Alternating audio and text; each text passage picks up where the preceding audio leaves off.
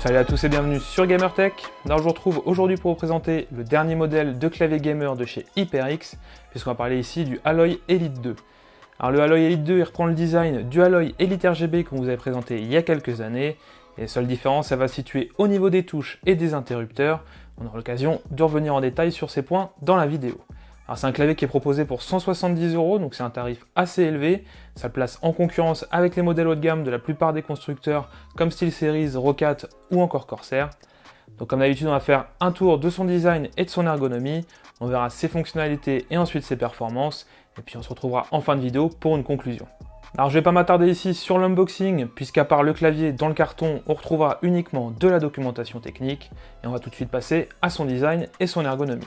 Alors sur le plan du design, HyperX n'a vraiment pas fait beaucoup d'efforts sur ce nouveau modèle, puisqu'il reprend exactement trait pour trait le design du Alloy Elite RGB qu'on avait testé il y a quelques années. La seule différence notable, c'est ces touches bicolores sur lesquelles j'aurai l'occasion de revenir.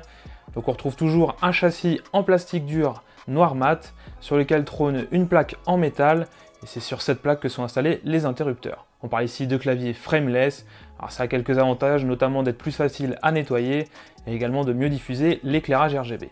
Alors malgré son châssis entièrement en plastique, et grâce à la plaque en métal qui est positionnée dessus, on se retrouve avec un clavier qui fait environ 1,5 kg, donc du coup une fois installé sur notre bureau, il bouge absolument pas. Au-dessus de la zone de frappe, on retrouve toujours cette barre un petit peu séparée du reste du clavier par une bande RGB lumineuse et personnalisable. Donc sur cette barre, on retrouvera les boutons multimédia avec notamment une molette de réglage du volume qui n'est pas franchement d'excellente qualité mais qui a le mérite d'être présente. Et sur la gauche, on retrouvera 3 boutons supplémentaires.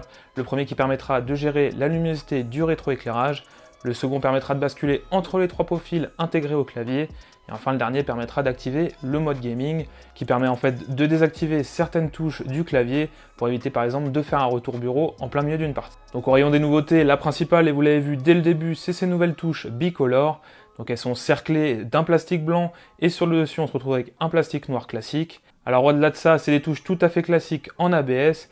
Il n'y a pas de matériaux particuliers, elles sont pas particulièrement plus résistantes que d'autres touches. Ici, l'idée, c'est surtout d'avoir une meilleure diffusion du rétroéclairage RGB, et c'est des touches qu'on retrouvait déjà en vente chez HyperX, mais uniquement pour les claviers QWERTY. Donc là, c'est la première fois qu'on les retrouve sur un clavier AZERTY. Donc c'est vraiment une question de goût, hein. Vraiment, soit on adore, soit on déteste. De mon côté, ça me dérange pas trop, parce que ça apporte un petit peu de nouveauté sur le segment. Et ça me fait un petit peu penser au Roccat Vulcan, par exemple, qui apportait vraiment quelque chose de différent au niveau de ses touches. Alors, au-delà de ces touches, au niveau de l'éclairage RGB, on retrouve toujours la bande lumineuse qui est paramétrable et également les 4 touches multimédia qui, elles aussi, profitent d'un éclairage RGB. Alors, l'autre nouveauté du Alloy Elite 2, ça se situe en dessous des touches puisque c'est les nouveaux interrupteurs HyperX Red qu'on retrouvait déjà sur le Alloy Origins qu'on avait testé sur le site. Je vous mettrai le lien du test en description. J'aurai l'occasion de revenir en détail sur les performances de ces interrupteurs à la fin de la vidéo. Alors par contre, on regrette que HyperX ait décidé de ne pas fournir de repose-poignet amovible, puisque c'était le cas sur le Alloy Elite RGB et de mémoire sur le Alloy Elite FPS également. Et en plus, en dessous du clavier, on a les fixations qui sont là pour en installer un, et HyperX a jugé bon de ne pas le fournir. Et pour un clavier qui est vendu 170 €, c'est pas forcément un bon move de la part d'HyperX. Alors au-delà de ça, pour la connectique, il faudra faire avec le très gros câble USB tressé qui fait environ 1,80 m et qui dispose de 2 ports USB, puisque le premier permettra d'une part d'alimenter le clavier et de le faire fonctionner, et le second il sera dédié uniquement au port USB supplémentaire qui est présent à l'arrière du clavier et qui permet par exemple de brancher le dongle sans fil de votre souris. On profite également de 2 pieds escamotables pour surélever un petit peu le clavier et ainsi avoir une position de frappe un peu plus confortable. De mon côté, je les utilise notamment pour la rédaction, donc ça c'est un bon point. Mais au global, c'est un peu tout ce qu'on pouvait dire sur le design et l'ergonomie. Vous voyez, il n'y a pas grand chose qui change, c'est beaucoup de choses très légères mais très esthétiques également, puisque ça concerne quasiment uniquement les touches en fait, et l'absence du coup du repose-poignet, qui est franchement dommage. On passe maintenant aux fonctionnalités, et ici encore il faudra se contenter du pilote Ngenuity, donc qui est un des pilotes les moins complets du marché, il faut se l'avouer. Si on le compare à un SteelSeries Engine ou un Corsair IQ, il n'y a pas photo, ils ont des années d'avance sur HyperX. Donc au niveau de l'éclairage RGB, évidemment on pourra remapper chacune des touches une par une, mettre en place des effets préconfigurés. De la même façon, on pourra configurer ces mêmes effets sur la barre lumineuse, ainsi que sur les 4 boutons multimédia qui sont présents en haut du clavier. Ensuite, on profite d'un second onglet qui est lui dédié au remappage des touches pour y attribuer n'importe quelle fonction. Donc on pourra attribuer des fonctions de clavier, de souris, des raccourcis multimédia, des fonctionnalités Windows ou encore des macros qui seront enregistrables directement dans le pilote. Donc tous ces réglages, comme d'habitude, ils peuvent être enregistrés dans des profils. Ces profils, vous pourrez les associer à vos jeux ou à vos applications pour que le clavier bascule automatiquement de l'un à l'autre en fonction de votre usage. À noter également qu'il est possible d'enregistrer 3 profils différents sur le clavier. On viendra switcher à l'aide du bouton dédié qui est présent en haut à gauche du clavier. Attention par contre, il faudra que le pilote soit arrêté ou alors qu'il soit tout simplement pas installé. Sinon c'est les profils qui sont dans le pilote qui prendront le pas sur ceux que vous avez enregistrés dans le clavier. Donc au global, on se retrouve avec des fonctionnalités assez simplistes mais qui font clairement l'affaire et qui contenteront la plupart des utilisateurs. Donc maintenant qu'on a vu les fonctionnalités, on va passer aux performances. Donc ici le clavier est équipé des nouveaux switches HyperX Red qu'on retrouvait déjà sur le Alloy Origins. Donc c'est des switches qui se rapprochent beaucoup des Cherry MX Red. Ils proposent une force d'activation de 45 grammes et c'est évidemment des interrupteurs linéaires.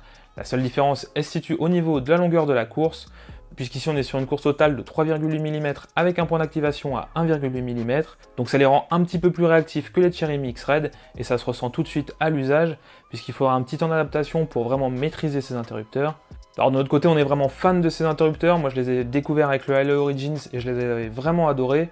On se rapproche un petit peu des QX2 Red de SteelSeries qu'on pouvait retrouver sur le Apex 7 et le Apex Pro. Franchement, c'est des switches qui sont très efficaces, qui sont très satisfaisants d'une certaine façon aussi.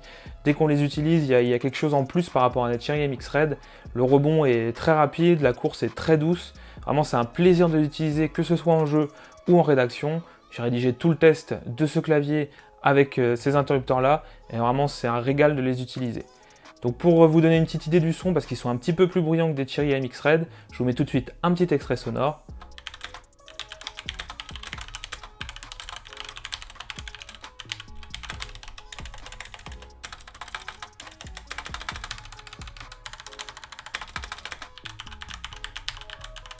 Donc les HyperX Red, ce sera des switches qui seront principalement destinés aux joueurs en quête de réactivité, donc notamment les joueurs de FPS, mais également si vous avez l'habitude de rédiger sur des switches linéaires, vous allez travailler avec ces interrupteurs qui remplissent pleinement leur rôle. Donc voilà ce qu'on pouvait dire sur ce clavier HyperX Alloy Elite 2. Donc globalement, c'est un très bon clavier, il propose un design qui a été vu et revu, et ça c'est un petit peu dommage, on aurait bien aimé qu'HyperX fasse un petit peu plus d'efforts sur ce point-là. On regrette également l'absence du repose-poignet pour un clavier qui est vendu 170 €, c'est un petit peu dommage. L'éclairage RGB, ce sera une question de goût, parce qu'effectivement il est très lumineux, c'est presque même gênant quand la luminosité est au maximum. Mais globalement, ceux qui sont à la recherche de quelque chose de très lumineux, très coloré, et qui sort un petit peu du lot, ils seront ravis avec ce clavier. Et puis il n'y a rien à dire au niveau des performances qui sont exemplaires, mais certainement un des claviers les plus agréables à utiliser en ce moment, avec le Alloy Origins, toujours chez HyperX. Et c'est justement là où est le problème avec ce clavier, c'est qu'à 170 €, on aura du mal à le recommander, surtout par rapport à un Alloy Origins, qui est proposé lui pour environ 120 €, qui est un tarif beaucoup plus raisonnable.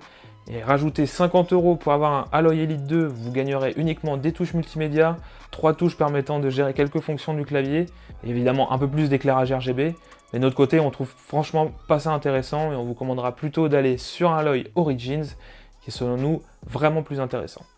Donc c'est un peu tout ce qu'on pouvait dire. Si vous avez des questions sur le clavier, n'hésitez pas à vous les poser dans les commentaires, comme d'habitude on y répondra.